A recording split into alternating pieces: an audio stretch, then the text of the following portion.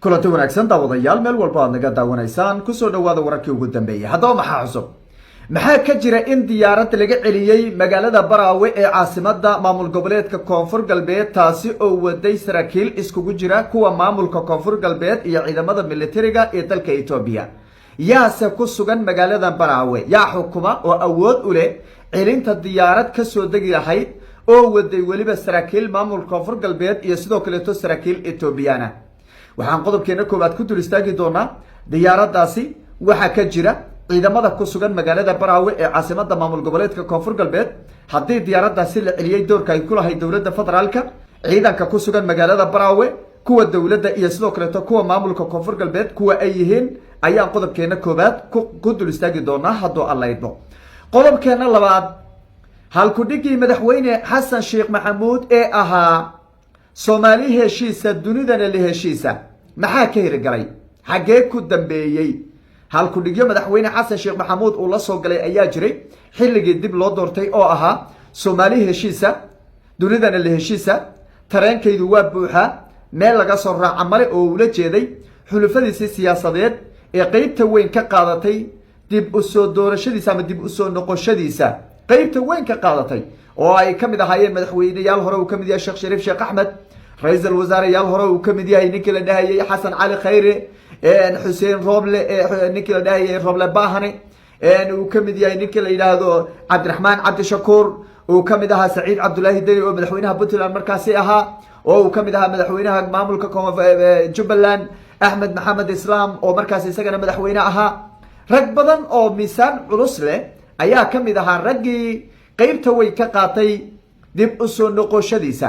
maxaa haddaba ka hirgalay halku dhigyadiisii xaggay ku dambeeyeen Itoobiya waa cadow qofkii taageerana waa cadow waxa doonta ahaw xilka doonta hay maqaamka doonta hay waxa awoodda doonta hayso hadda Itoobiya taageertid waxaan ku aragnaa inay cadow tahay cadow ina taan ku aragnaa maxkamada lagu la fuulaa waa lagu dacweynaa meel walba laga sheegaa Itoobiya lama taageeri karo ma hadli kartid aragti gaar oo aniga iga duwan ma yeelan kartid raayigaada kama hadli kartid danahaada kuma shaqayn kartid waa qaybo kamid ah halku dhigyada cusub ee madaxweyne Xasan Sheekh Maxamuud Soomaali heshiisa dunidana la heshiisa halkaas bayna isku bedeshay iyadana waan dul istaagi doonaa khilaafyada ka socda gudaha dalka Soomaaliya maamul goboleedyada iyo sidoo kale madaxda dawladda waxa isku hayaan shirka ka dhici doono ama qorsheynaya bishan 20keeda inuu ka dhaco magaalada Muqdisho madaxda maamul goboleedyada iyo go'aanka uga dejisan shirkaasi saadaasha hordhace laga bixinayo ayaan iyadana dul istaagi doonaa soo dhawaada muuqaalka like saara aragtidina noogu reeba qaybta commentiga aynu ku bilownay maanta waxa magaalada Baraawe ee caasimada maamulka Koonfur Galbeed la sheegay in laga celiyay diyaarad waday saraakiil kad kala tirsan ciidamada daraawiishta maamul goboleedka Koonfur Galbeed iyo ciidanka militariga dalka Itoobiya waxa warkaasi soo galiyay oo qaadaadhiga hayay oo waxa weeye warbaahinta ku soo qoray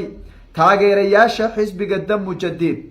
horta magaalada Baraawe xagee ku taala yaa gacanta ku haya intan diyaarad laga celiyay iyo cid dib loo celiyay intaan la gaarin magaalada Baraawe yaa gacanta ku hayso magaala madaxdii ma aha maamulka Koonfur Galbeed ilaa Baydhabo waa ku meel gaar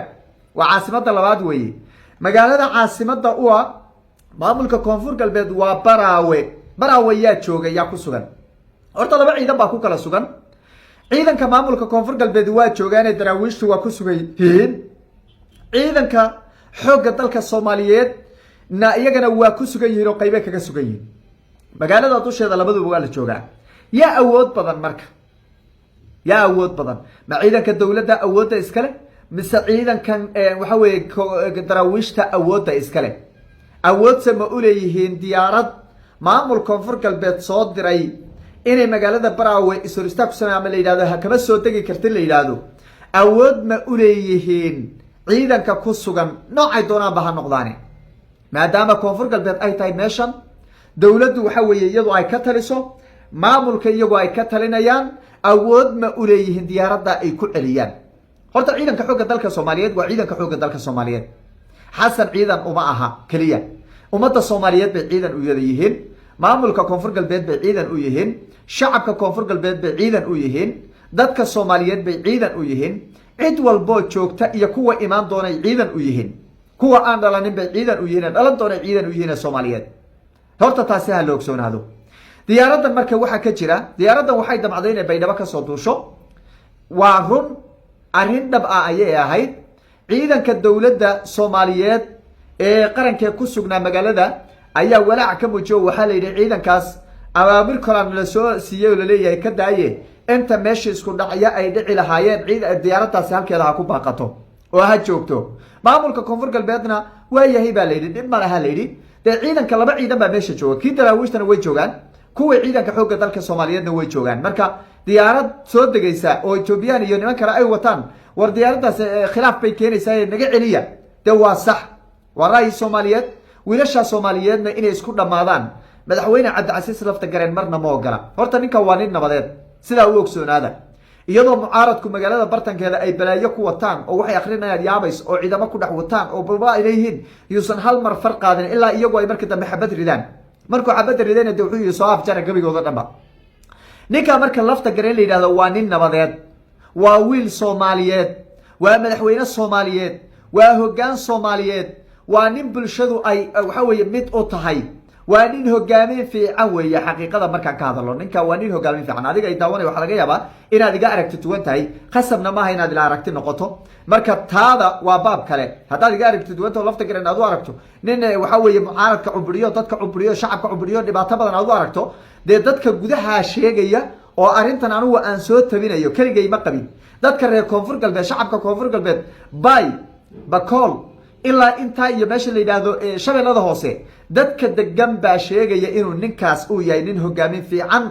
oo nabadgelyo waxa weeye aada nabadgelyada ugu dadaala oo shacabka u roon oo aan dhibaato badnayn inuu yahay bidhaantiisana waad ka garan kartaa ninku waagiisii hore waa xertii waxaan u malayn qur-aanka sumciska xertii sumciska inuu yahay baan u malayn wejigiisaabaad ka garanba ninku habdiisi uu yahay u degan yahay xaaladiisi u degan tahay isku soo duudub diyaaraddaasi waa la baajiyey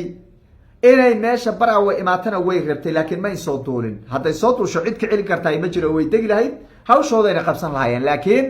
intaysan soo duulin baa xogta la wadaagay ha naga joogtaa layidhi meesheeda haddaan nahay ciidankii dowladda saraakiishii ciidanka xoogga dalka soomaaliyeed baa ka codsadeen lafta gareen in diyaaradda halkeeda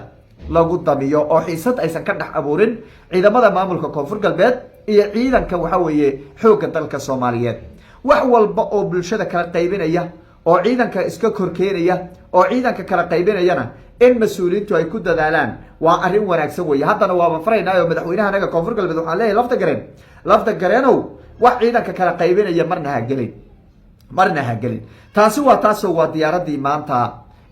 baraawe la sheegaya laleeyahay way kasoo degay rabtay oo dib baa loo celiyay wax diyaaradoo soo duushay ma jiro laakiin inay soo aaday rabtay jooga ayaana lido halkeedaa lagu hakiyey waana arrin wanaagsan oo reer koonfur galbeed ay sameeyeen oo ciidanku sameeyeen oo mas-uuliyiinta ay sameeyeen weeye etoobiyana dee inay sii galgasho dhulka waxdan oo weyn nooguma jirto koonfur galbeedna etoobiya ay taageerayaan ma jiro iyo wax taageerayo hayaan iyo wax jacaylayo hayaan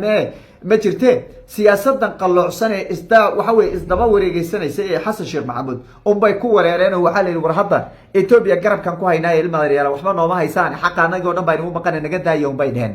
taasi marka horta waa midaas waa diyaaradii maanta hadday dabcaan lafta garan u damco baraawe inuu diyaarad ka dejiyo etoobiya mehe abiy axmed wato cid ka hor istaagi kartoo kaleeto ma jireeten iyo cid waxa weye awood ula toona midaasi waa diyaaradda madaxweyne xasan sheekh maxamuud halkudhigiisii soomaali heshiisa dunida la heshiisa xaggey ku dambaysay adigay daawanaya ma isweydiisay maanta dalkeenu xaggee maraya dunida heshiis intee la-eg baan la nahay soomaalidu intee la-eg bay heshiis tahay maalintuu xilka qabanayay maanta maxaa isbedelay maxaa guul iyo horumaroo la sameeyey waa arrin adigay daawanaya laga yaabo inaad u baahan tahay si fiican u dhegeyso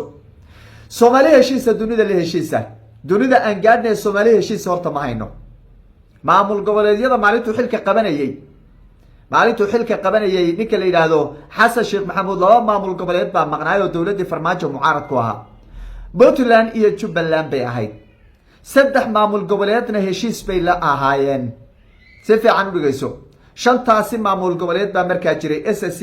markaasi lama aqoonsanin oo micnaha maamul jira ma aysan ahayn magac meelaha wareegay ahayd oo dee SNM baa dhulka haysatay shantii maamul goboleed ee kaleeto Somaliland iyadu wayba sii maqnayd oo haddana way maqan tahay shantii maamul goboleed marka saddex baa la socotay farmaajo xilligiisii hadda xasan sheekh maxamuud yaa la socda ma isweydiisay hal maamul goboleed ii sheeg cali guudlaaw waa la socda xasan sheekh maxamuud cali guudlaaw bas la socda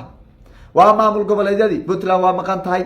SSC oo la aqoonsaday waxba looma hayo qoondadeedii waxa way banaanka lagu cuno niman doona intii loo dhiibay waxa way banaanka ku cunayaan oo xiisad baaba ka taagan lafta gareen wakaas isagana xarig uu jaray qoor isagana dani uu isku dhiibay wuxuu yiraahday adeer ninkan balaayu soo wata koofiya anaani balaayu soo wata iga qabo halkaas uu isagana iska dhiibay ninkii leeyahay Axmed Gamadoobe waxaan u siiyay waba sakaraad iyo waliba xiriirka u jaray dawladda federaalka hadana laakiin waa xanuunsan isbitaal buu ku maqan yahay wuxuu noqon doonaa boor looma hayo oo asbuuciyo isbitaal buu dhex jiifa xog fiican xataa lagama hayo yoo haya xasan sheekh maxamuud oo maamul goboleed cali guudlaawe oo cali guudlaawna danta ku qasabtay oo maxay tahay danta ku qasabtay deegaankiisiiba laba degmo gacanta ku haya jawhar iyo degmada waxa weeye kale tuu gacanta aadan iyo malmiyay ayuu gacanta ku haya labadaasi degmo bas uu gacanta ku haya waa gobolkii dhanaaye maamul goboleedka uu hayay isagu gacanta uu xukumay hiiraan waxay dhaheen hiiraan state baa la dhahaa qaybna shabaab baa haysata waxba gacan kuma hayo marka danta ku khasabtay inuu xasan iska hoos fadhiyo intaan la qiimaynin oo waxa weeye isaga naftigiisa aan qiimeyn lagu qaadin inuu iska hoos fadhiyo waa nin madluumade waxba ma hayo ninka basa ku soo haray xasan sheekh maxamuud waa maamul goboleedyada halka inoo dhig Soomaali heshiisa markii la yiraahdo maamul goboleed bas meehe shacabka aynu u imaano shacabkeena Soomaaliyeed maanta qoys buu qori u haystaa abgaalkii isagu uu ka dhashay waad ogsoonaydeen Cabdilla Carooli iyo Agoon Yar waxay isku dhigeen Soomaalida dhexdeeda kama dhicin waxay isku dhigeen gabdha yar oo 6 jir 6 jir bay bitiri iska galiyeen bitiri iyo qori daabka afkiisa bay waxa weeye dabada ka galiyeen wax kale oo sameeyaan iska daayeen waxay iska kufsadeen habna waaweyn oo 70 jir waa 70 jiro baycagta Maryam kuwa yar ayadana iska badaa warkeed badaa waxay iska dileen macallimiintii quraanka ee birmageydada ahaa iyo xirtii la socotay bay har cad meel dhag ka siiyay laayeen waa Cabdilla Carooliyo Agoon Yar waa labadii jilib ee isaga dad ugu dhow xasan sheekh maxamuud habar gidid iska badaa ayadii baa haysataa dhinacyada wadada Soomaalida kale ay ku haysataa meel walba qabaa'il baa qacda isku haya markii laga reebo Jubaland markii laga reebiyo Puntland iyo SSC oo ayadu cusub saddexda markii laga reebo maamul markii laga reebo inta kale waa qabaa'il la is haysto qadda isku haya koonfur galbeedtan hadda aan ka hadlayno waad ogsoontihiin oo waxa la soo hubeeyay maleeshiyad gaal jecel baa la soo hubeeyo leeydi koonfur galbeed ka taqalusa hadda ma qoys iyo qaran baa waxa weeye isku dhigmayo dagaalami kara ba isbaana meel loo dhigo lacagaha ka urursada idinku oo gawaarida waxa weeye afgooya ka imaada lacagaha ka urursada waa kuwa iyagana qadda isku hayaan koonfur galbeed baa soo raacday xagga amniga maamulada aan soo sheegay koonfur galbeedna waa kaasoo balaaya laga dhex taagay barawana maalmo dhaweyd baa iyadana la isku dhex dagaalamay kuwa kale galmudug iyo Hirshabeelle warkood badaa iyagu meel walba badqa ala la isku hayaa waa inaan wali xabada qoriga afkiisa ka bixinaya in islaynaysa weey Soomaali markay heshiisa halkaas bay iyadana xaalkoodu maraya dunida la heshiisa aan aadno dunida ay inoogu dhow Soomaali hadaan ah dalkayna ugu dhow waxa inoogu dhow Ethiopia iyo Kenya sheega wadan kale xuduud la leeyahay iyo Djibouti Soomaa Djibouti maamulkii Somaliland baa laga horgeeyay oo iyagana qacdo uma wali iska galinin waa kow Ethiopia imow waa tan iyadana meel walba wax qaribaysa ciidankeeda ku soo daad guraynaysa maalin walba leeyahay xabad baan afka isku saarayna shacabkii Soomaaliyeed ee sabab u qaxay dabaqyada ka dhistay iyo ganacsatadii baa man ka yaabi in hantidooda la qaataan ka yaabi oo hadalka ka soo baxay xukuumadda awgeed loo dhibaateeyo iyo kuwan qaxootiyada ka buuxay Soomaaliyeedba ilaa iyo dhow iyo 10 xero oo Ethiopia dhexdeeda bay shacabkii Soomaaliyeed ka buuxaan oo afka ka hayaan kuwaas ka yaaba hadda in la dhibaateeyaba oo hadalkii iyo xasarada ay kicinayaan awgeed in loo dhibaateeyo Soomaali marka dunida la heshiisa halkaas baa iyadana taalaayo kuweyna ugu dhawaa in dariska la ahayn ee dantu in isku kan qasbaysay iyadana xabada wali qoriga afkiisa bay ka bixin iyagu bataantaasiga ha wadaan oo dhibaatada ha wadaan waxay maraysaa maanta oo kaleeto oo siyaasadii la rabay in bulshada lagu wada ay maraysaa waxaad doontidba ahoobe hadalkaad dhegaysateen muxuu ahaa waxaad doontidba ahoobe etoobiya haddaad taageerto haddaad naga aragti duwanaato haddaad sida aan rabnay aad diido haddaad hadalkaanada maqli weydo haddaad nala aragti noqon weydo haddaad waxankeenna qaadan weydo cadow baa tahay cadow baa tahay siyaasaddii xasan sheekh maxamuud intaas bay xayndaabkeeda kusoo urursatay iyo nuxurkeeda markaad qiimayso oo dhadhamiso waxay kusoo urursatay haddaad iga aragti duwanaato cadowgii qarandumis baa tahay qaranjabis baa tahay waa lagu dacweyni maxkamad baa lagula fuuli waa lagu xidhi waa lagu afduubi si rabaa lagaa yeelani waad maqlayseen wiilka yaraaye xasan u shaqaynaya hadalkiisa waad maqlayseen soo mina maqlayn halkaas bay siyaasaddii xasan sheekh maxamuud nuxurkeeda iyo uruuris markii la uruuriyo ay maraysaa waa siyaasaddii dowladda ciidanku waa ciidan iyagu kuma jiraan qurshaha in yaroo la adeegsado dee daba socoto oo daba ordaysa madaxda oo qabta markii la qabato mooyeene ciidanka xoogga dalka soomaaliyeed iyo kuwa maamuladaba waa ciidan sharaf badan waa dhalinyaro xaqiran iyaga naftirkooda oo xaqoodii banaanka lagu cunay oo xuquuqdoodii dowladda aan ka helin weeye dhinaca kale markaan u leexano xasan sheekh maxamuud garbihii la socday iyo tareenkii buuxay iyo siyaasadiisii uu lahaa garbahayda buuxa dhammaantood banaanku kaga tegay kulligood banaanku kaga tegay waa abaallaawo weeye haddana abaal la-aan buu ku darsaday awar raggii la socday awar raggii kursiga saaray awar raggii waktiga ku bixiyey awar raggii dhaqaalaha ku bixiyey dhammaantood abaal la-aan ba waxa weeye abaallaawu noqdo banaan buu kaga tegay cabdiraxmaan cabdishakuur awal ninkii weliba la dilay xilligii farmaajo victimka ah ee cuqdadaysnaa ee duqa waxa weye wax walba hili hoba la garab istaagay awey banaanku kaga tegay sheekh shariif awey banaanku kaga tegay saciid cabdulaahi deni awey axmed madoobe awey raggii dhaqaalaha ku bixinaya awey waxamun haysanine awey raggii dhaqaalaha ku bixinaya garab taagnaa awey xaggey ka baxeen dhammaantood cidluu kaga tegay taana way usii dheer tahay oo abaal la-aanta way usii dheer tahay siyaasaddii marka dalkeenna halkaasay maraysaa ilaahay horta mas-uuliyiinta xaqa ha fahamsiiyo ilaahay wadada qalloocsan ee ahayaan ha ka soo duwo midda toosan ha ku duwo midnimada ilaahay ha noo adkeeyo wadajirka ilaahay ha noo adkeeyo ilaahay madaxdii dowladda leefleef bay noqdeen leefleef kuwa leefleef u raadsade wada